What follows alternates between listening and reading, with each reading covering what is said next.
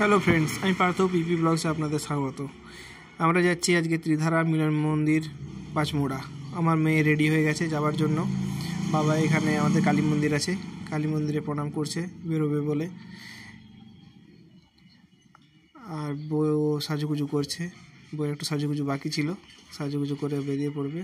এই বউয়ের সাজুগুজু কমপ্লিট, আর আমি এদিকে ঠাকুর প্রণাম করে নিলাম ঝপ করে, আর এবার বেরোবো বলে।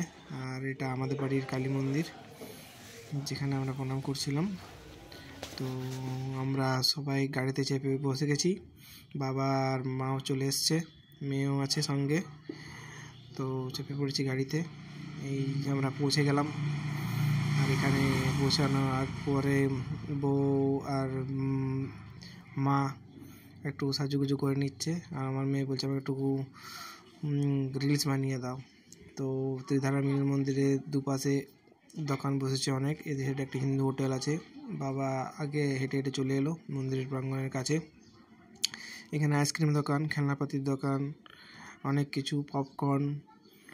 আর সামনে রোডের ডান সাইডে মন্দিরটা, আর এদিকে একটা দোকান আছে যেখানে পুজোর জিনিস পাওয়া যায়। তো মা কিছু পুজোর জিনিস কিনবে, পুজো করাবে বলে। তা আমরা রেডি হয়ে গেলাম কেনাকিনি করে। এবারে মন্দিরে প্রবেশ করব। মন্দিরের এখানটা দিয়ে যাচ্ছি, মন্দিরের নিচটা হয়ে যাচ্ছি। তো এখানে গেলাম, আর মন্দিরটা পরিবেশটা খুব সুন্দর। বা পাশে সবুজ গাছপালা, খুব শান্তশিষ্ট পরিবেশ। আর এদিকে ডান সাইডে মন্দিরটা আছে, এখানে রাধাকৃষ্ণর একটা মূর্তি করা আছে, তার সখীরা চারিপাশে নাচ করছে। আর এটা মন্দিরটা খুব সুন্দর বানিয়েছে মন্দিরটা। তো এবার আমি উপরে উঠে গেলাম, এখানে রাধাকৃষ্ণ মূর্তিটা দেওয়া আছে, আর উপরে ঝাড়বাতি খুব সুন্দরভাবে সাজিয়েছে মন্দিরটা। বাবা দাঁড়িয়ে আছে, মা পুজো করাচ্ছে। তো আমরা চার সাইডে ক্যামেরাটা একবার ঘুরিয়ে দেখে নিলাম। এখানে রাধাকৃষ্ণ আছে, দোল কাটছে, সিনটা করা আছে, এখানে ছেলেটা ফটো তুলছে। আর এখানে কৃষ্ণ গোবর্ধন পর্বতকে 20 আঙুলে তুলে রেখেছে, সেটার ফটোটা সেটা করা আছে।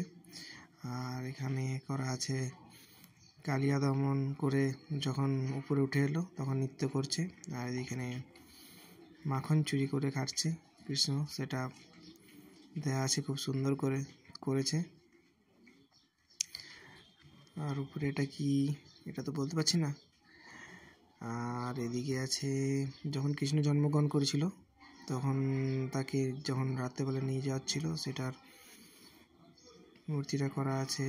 এখানে কৃষ্ণ যে ভগবান, সেটা রূপটা তার বাবা মাকে দেখিয়েছে, সেটা দৃশ্যটা দেখা আছে। আর এটাকে এখানে ভগবান কৃষ্ণ বাঁশুরি বাজাচ্ছে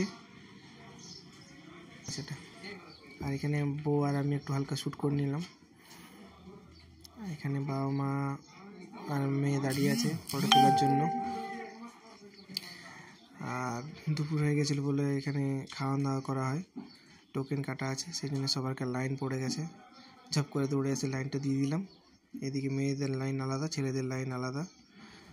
তো দেখছি আমার বউ কোথায় গেল, আর মা আর মেয়ে কোথায় দাঁড়িয়েছে। ক্যামেরার সাহায্যে খোঁজার চেষ্টা করছি, কোন দিকে গেল কোন দিকে গেল। এই যে দুজনে এখানে দাঁড়িয়ে আছে, মা কোথায় গেল। আর টোকেনটা দিয়ে ঝপ করে ঢুকে পড়লাম আমরা বসার জন্য। টেবিল খুঁজছি, কোন টেবিলটায় বসবো,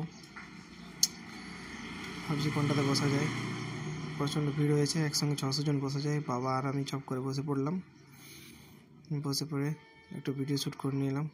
এখানে খাবার আগে ঠাকুরের নাম করা হয়, সবাই ঠাকুরের নাম করছে। ভাত, ডাল আর বাঁধাকপি তরকারি পাতে পড়ে গেছে গরম গরম। তারপর চাটনি আর আলু পোস্ত দিল। খাওয়া দাওয়ার পরে এখানে একটা শিবের মূর্তি আছে, সেখানে চলে এলাম। সেখান থেকে ঘোরা হয়ে গেল, একটু মণ্ডপটার কাছে এলাম, দেখলাম বাইরের দৃশ্যটা কেমন লাগছে, তো একটু শ্যুট করে নিলাম। এখানে খুব সুন্দর সুন্দর মূর্তি করা আছে, সেগুলো দেখে নিলাম। আর চার সাইডে খুব ভালো লাগছিলো, তার জন্য ক্যামেরাটা ব্যাক করে ঘুরে নিলাম। বাবা এই সাইড দিয়ে কোথায় গেছিলো কে জানে, আসছে হেঁটে হেঁটে। ভিতরে খুব সুন্দর করে নকশা করা আছে, মূর্তি করা আছে, সেগুলো একটু তুলে নিলাম হালকা করে। আর এখানে এবারে ব্লগটা শেষ হবে।